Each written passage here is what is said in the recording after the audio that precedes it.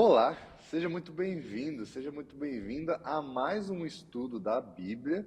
Essa semana estamos estudando um tema muito importante aqui, que é a esperança no Antigo Testamento. Estamos aqui também com convidados muito especiais. Tudo bom, Rainer? Todo bien, gracias. Tudo bom, Wagner? Muito bem, graças a você que nos convidou também. A minha? Muito obrigado, mas principalmente a Deus, tá vendo? Maravilha. E hoje estamos aqui de um pouquinho diferente. Aqui a gente vai falar um portunhol, um espanhol, inglês, vamos tudo junto aqui também, beleza? E estamos aqui também com um foco para que a gente possa cada vez mais crescer, nos desenvolver também no nosso relacionamento com Deus e ter uma comunhão mais íntima com Ele, tudo através da palavra de Deus. Mas antes da gente começar, Wagner, pode orar para a gente? Sim. Muito obrigado, Senhor, pelo dom da vida, muito obrigado pela promessa da salvação, que aqui nesta terra, em meio ao pecado, nós podemos ter a certeza que Tu és o nosso Deus e o nosso Salvador. Orienta-nos nesse estudo da Tua palavra, em nome de Jesus. Amém. Maravilha.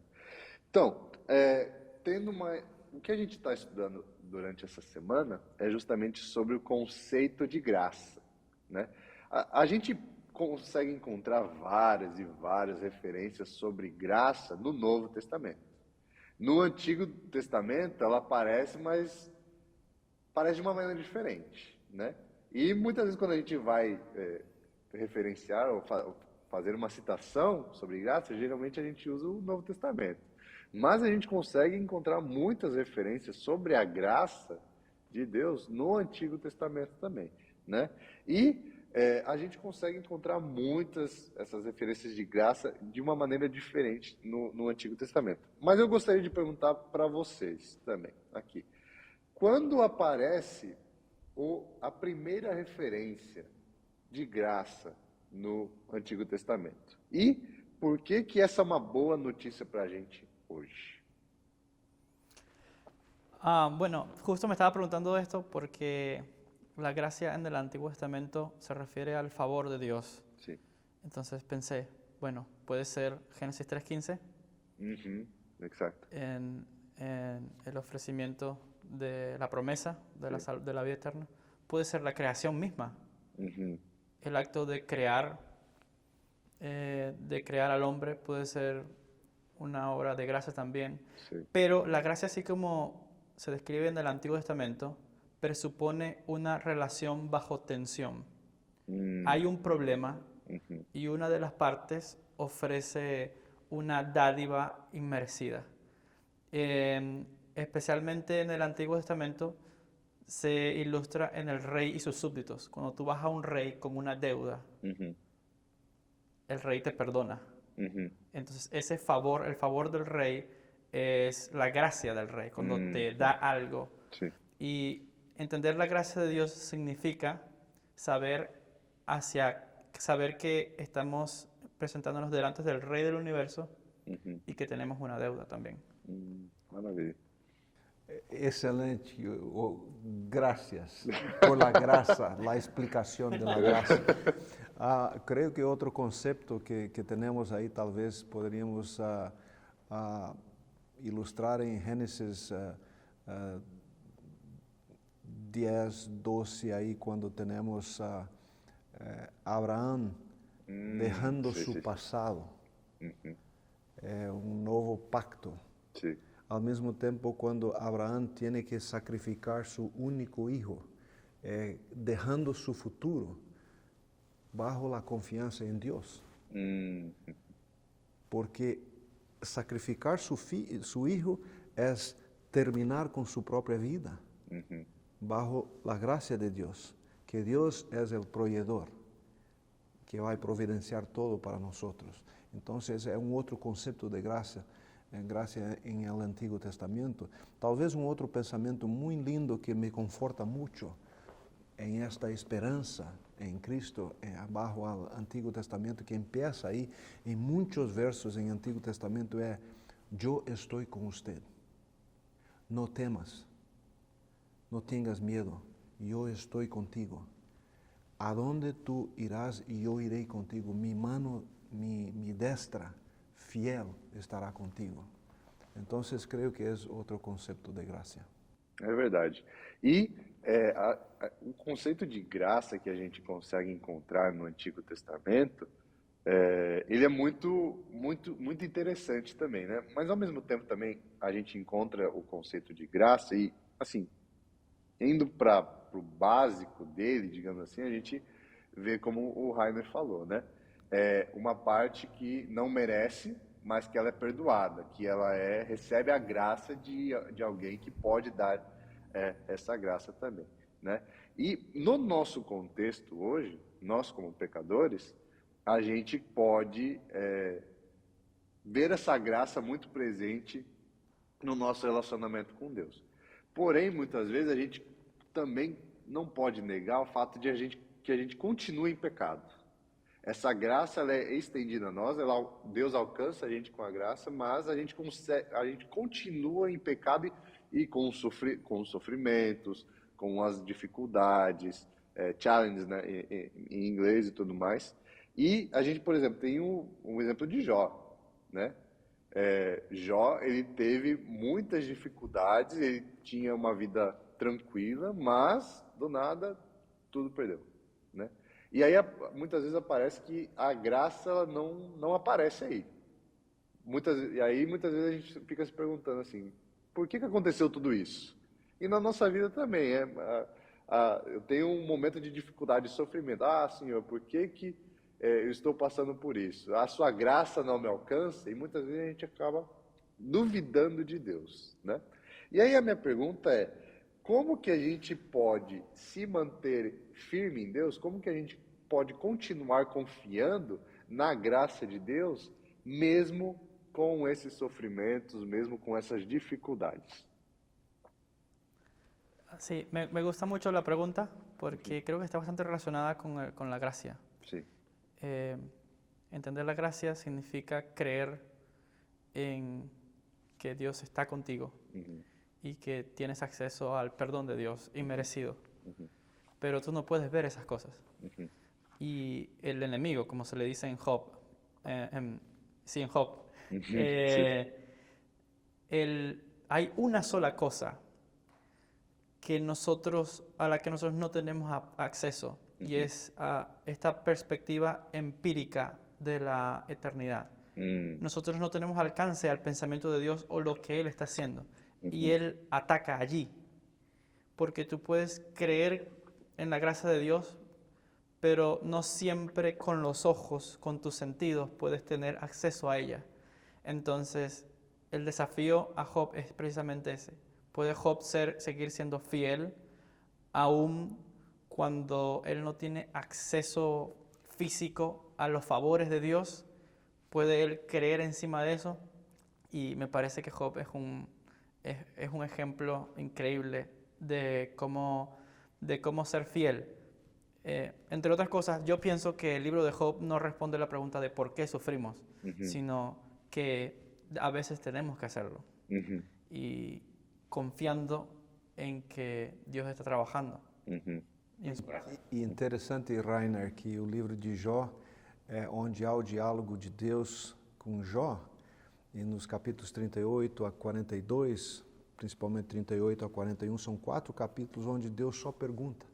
E nesse momento que Deus só faz pergunta, só faz dezenas e dezenas de perguntas, para Jó já é suficiente. Porque Jó entende que Deus está no controle e que Deus está providenciando. Ele está dando. Mesmo quando ele não responde às maiores inquietações de Jó. E para Jó é suficiente. Antes eu ouvi falar de ti, mas agora meus olhos te veem e eu me humilho em pó e cinza. Então eu acho que é fantástico a demonstração aí de Jó. Sí, otra cosa es, el libro de Job también presume las pretensiones del reino de Dios. En ese sentido, en el reino humano, si un gobernante complace a los súbditos y los súbditos son fieles como resultado de ello, entonces eso es funcional. Eso desde antes y hasta ahora en la democracia, ¿sabes? Se espera que que el súbdito o la persona que está bajo el gobierno obedezca Sí. porque recibe beneficios o bendiciones del rey. Sí. Pero Satanás llega al concilio y no es suficiente, porque el reino de Dios no funciona como el reino de los hombres cuando la fidelidad está solo basada en un intercambio. Tiene que haber una relación también. Y eso es lo que el enemigo, irónicamente, él desafía. Es decir, este gobierno es democrático, funciona, pero no hay relación. Ese es el desafío de él. Y el libro de Job se convierte. É verdade. Y yo creo que Job entiende mucho más ahí que él sim tiene una relación con Deus. Mesmo quando Deus só faz perguntas para ele. Agora eu te vejo face a face. É verdade. Então essa relação parece que está restaurada, né? Está nitidamente debaixo dessa graça que Deus dá para Jó. Digamos que la gracia se experimenta en el sufrimiento también. É verdade. E como essa questão do relacionamento ela é muito importante também, né? Especialmente falando nessa questão da graça. E aí eu gostaria de pedir ao Rainer para ler a passagem de Daniel 12, 13, e aí a gente vai com essa última, vai ser a última pergunta e aí já vai finalizar. Daniel 12, verso 13. Pode ler para a gente? Okay. Voy a leer en español la versión La Reina Valera 1960. Y tú irás hasta el fin y reposarás y te levantarás para recibir tu heredad al final de los días. Amém.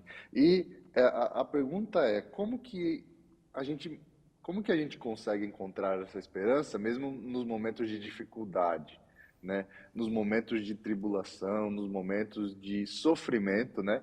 E aí eu posso nominar talvez o maior deles, né? Na morte, né? A gente tem, como a gente falou também nas semanas anteriores, que a única certeza que a gente tem na vida é a morte, né? Essa é a nossa única certeza.